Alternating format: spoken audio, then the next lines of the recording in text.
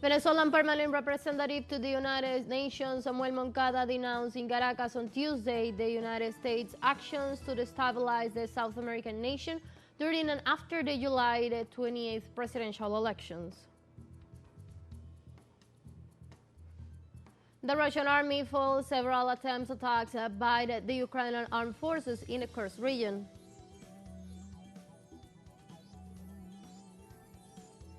And the Israeli occupation forces carried out an airstrike against the Old Man School in the city of Gaza.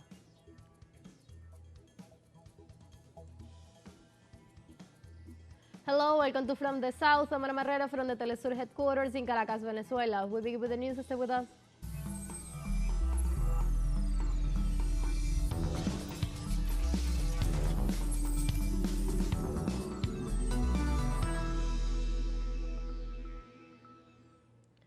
Venezuelan permanent representative to the United Nations, Samuel Moncada, denounced in Caracas on Tuesday the United States' actions to destabilize the South American nation during and after the July 20th presidential elections. The presentation was held at the theater of the Military Academy in Caracas during a lecture on unconventional warfare. Moncada points out that elections constitute of vulnerability in political systems, and that Washington took advantage of that situation to manipulate public opinion to obtain its own benefits.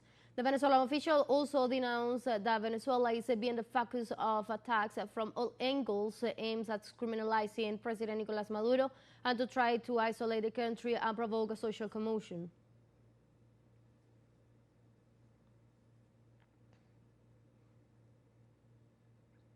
During the lecture on unconventional warfare, Moncada explained the structure of the attack strategy led by the United States and compared it on an octopus.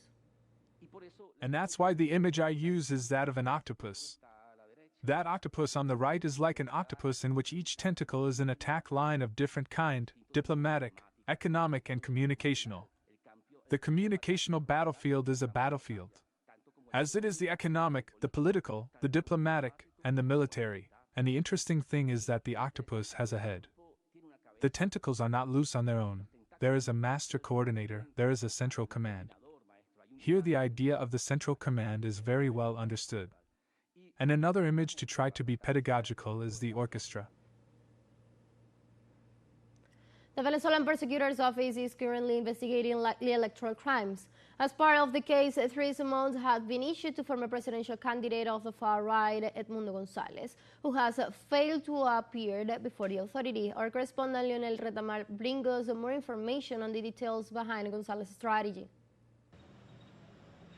The Venezuelan Prosecutor's Office issued an arrest warrant against the former presidential candidate of the far right, as González has not appeared on the 3 subpoenas issued by the Attorney General for questioning him.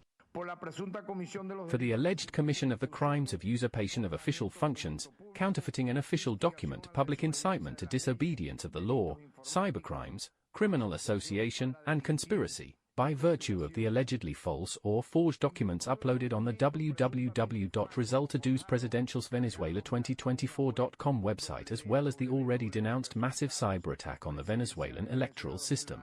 González disregards he is being investigated for electoral crimes and alleges political persecution. And coward Mr. Edmundo González does not appear anywhere. He does not show his face to his own people. He and the far-right wing summoned a number of youngsters to death. They summoned them on July 29th.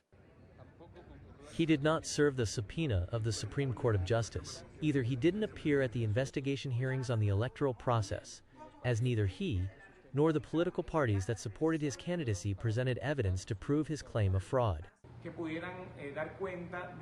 It could lead to a deeper political clash that accentuates the Venezuelan political conflict without taking into account neither the institutions of the state, nor the mechanisms of dialogue and negotiation that settle any existing dispute in the country.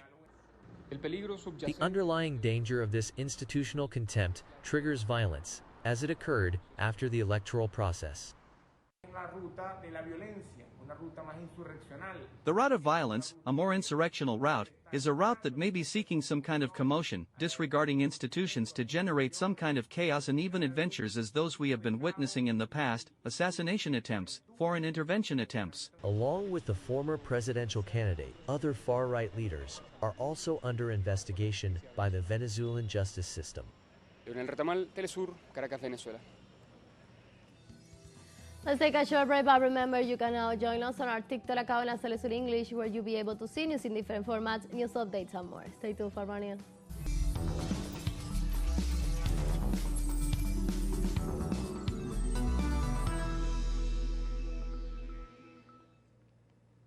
Welcome back to From the South.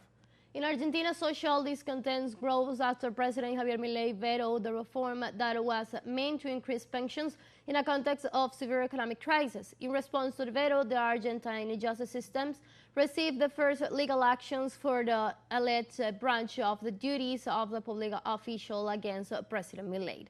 The complaint states that the presidential measures should be investigated as part of a policy of mistreatment of the elderly, which leads to non-compliance with the guarantee of human rights, and should also be considered as an attack from the state of the most vulnerable.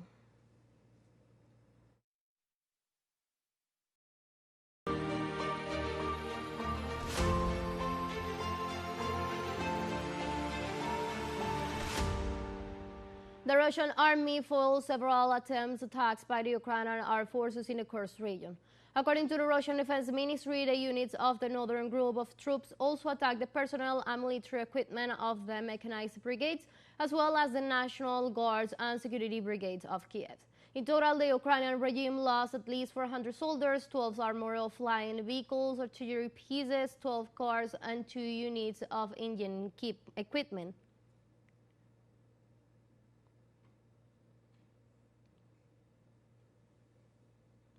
The director of the state corporation, Rosatom, reported that the Kursk nuclear power plant remains in operation despite constant attacks on the territory by the Ukrainian regime. He also warned that a large number of missiles are shot down by the Ukrainian army near the facilities of the nuclear power plant.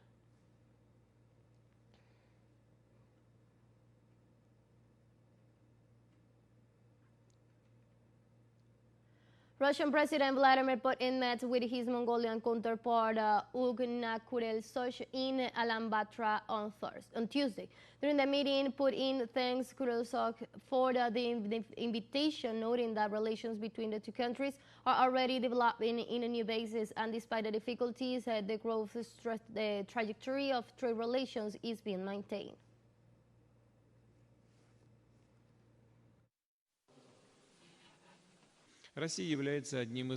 Russia is one of Mongolia's main foreign economic partners, and in the first 7 months of this year, trade turnover has increased by over 21%.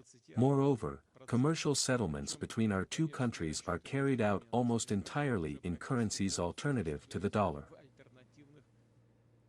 For his part, the Mongolian president expressed his confidence in Russia's leadership in matters of international cooperation. Let us express our confidence that our eternal neighbor, Russia, will show leadership in actions for world peace, security, sustainable development, and the welfare of mankind, and will make a valuable contribution to strengthening the trust, mutual respect, and cooperation of the countries of the world.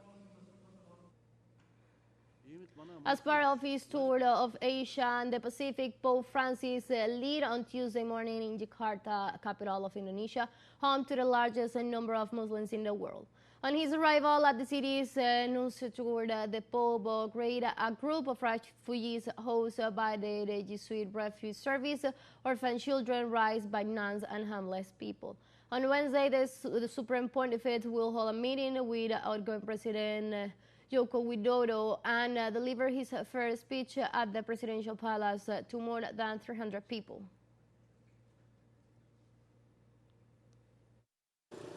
He's not coming here just for a Catholic people. He's just coming for everybody who love peace and bring a message to the whole world how we live in Indonesia in so much diversity, but we still have Bhinneka Tunggal Ika, really bring us together as a nation and as a umat, apapun agama kita. We respect each other and hopefully ini jadi message to the whole world. Let's take our last break, but before we invite you to visit our YouTube channel at teleSUR English, where you'll be able to watch our interviews, top stories, special broadcasts, and more. Hit the subscribe button and active the notification bell to stay up to date on the world's most recent events. We'll follow a short break, don't go.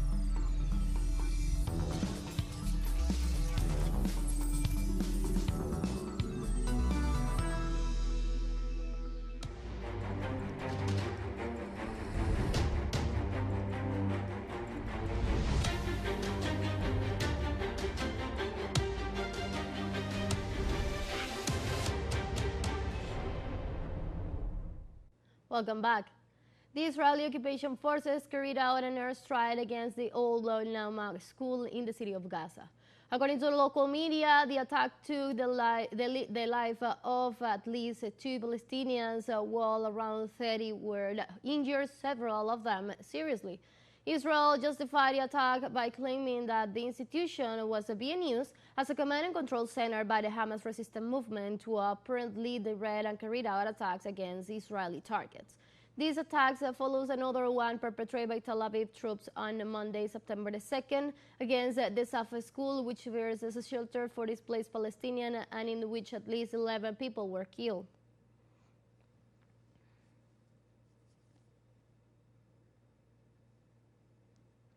In the United States, pro-Palestinian demonstrators marched in the streets of New York City in solidarity with the Palestinian cause. Let's listen. So we demand arms embargo and demand a permanent ceasefire and demand people in Gaza should go back to their homes, should be free of Israeli occupation and just to release all hostages. This is the only way that leads to that. We are here in Union Square today because there is no words to describe the unbelievable genocide which is taking place in front of the whole world, and the whole world is silent. We are here as Jewish people to say that we are embarrassed with what the Zionist state of Israel is doing.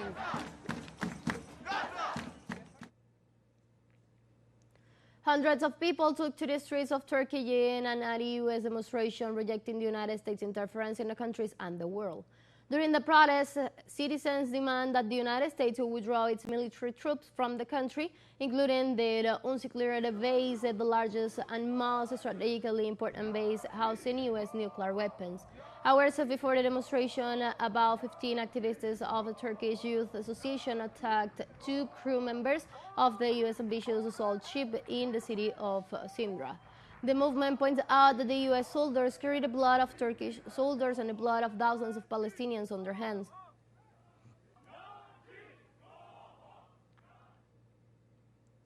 In the Democratic Republic of the Congo, 129 people lost their lives in an escapist attempt from the Makala prison located in the city of Kinshasa. Deputy Prime Minister and Head of Interior and Security, Jacquemain Shabani, reported that of the victims, 24 were killed after being summoned, while the rest died due to pushing or suffocation.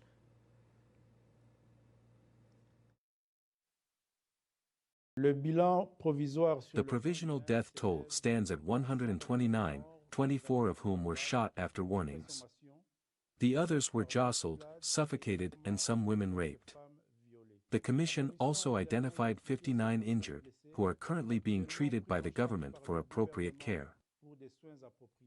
The government is delighted that calm has been restored, deplores these unfortunate incidents and offers its deepest condolences to the families and friends of the victims. Investigations are continuing and the public will be informed of the outcome. In China, Foreign Minister Wang Yi held a ministerial conference ahead of the Forum of China-Africa Cooperation in Beijing. The FOCAC 2024 summit will run from September the 4th to the 6th. This year's summit will have 4 high-level meetings on the topics of state governance, industrialization and agricultural modernization, peace and security, and high-quality Belt and Road cooperation. The summit will adopt 2 outcomes documents, the declaration and the action plan, to build major consensus and chart a path for implementing high-quality China-Africa cooperation. China is Africa's largest trade partner, with bilateral trade hitting $167.8 billion in the first half of 2024.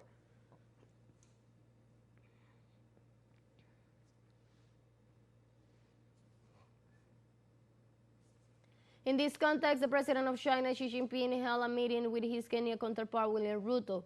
The Chinese president indicated that both countries have completed a series of projects that contribute to economic and social development. Xi Jinping points out that Beijing and Nairobi are working to deepen their comprehensive strategic cooperation partnership, allowing to participation of the Belt and Road and strengthening friendly ties. For his part, the president of Kenya appreciated the efforts of the government of China to increase investments in the African country and expand bilateral cooperation.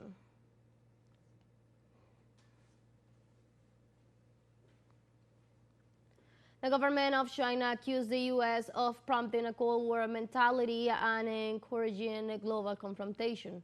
Chinese Foreign Minister spokeswoman Mao Ning stressed that the Special Committee on China's of the U.S. House of Representatives is repeatedly defaming her country and the Communist Party. The Foreign Ministry representative points out that U.S. politicians use ideologically prejudging rhetoric to create exclusive circles that contradict global trends and exaggerate so-called Chinese threat. In this regard, Mao Ning urged the U.S. to stop inciting tensions and emphasize the importance of contributing to regional and global peace, stability, and cooperation.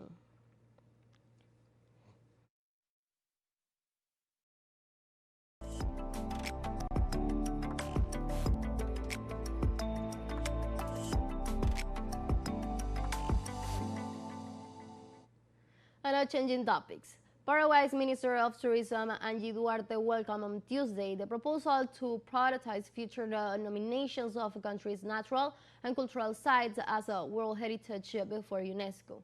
In an article published by the Uruguayan news agency, the ADP, Duarte says she was deeply committed to the mission of promoting and protecting the nation's rich heritage, and efforts she considered a crucial step towards the global recognition that the country's treasures deserve.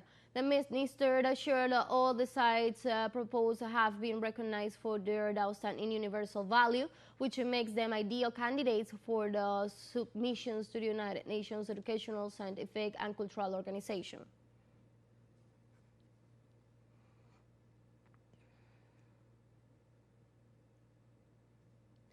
UNESCO proposed a plan for the protection of the world cultural properties through a convention concerning the protection of the world cultural and natural heritage approved in 1972. In total, the Latin American Caribbean regions currently has 96 cultural, 37 natural, and 5 mixed properties for a total of 136 sites declared as a World Heritage. 8 of them are endangered. Mexico is the country with the most cultural and natural World Heritage properties in the Americas, with 35 of them. Ecuador has the first 2 properties declared World Heritage: the city of Quito, the first cultural heritage site, and the Galapagos Island, the first natural heritage site declared in 1978.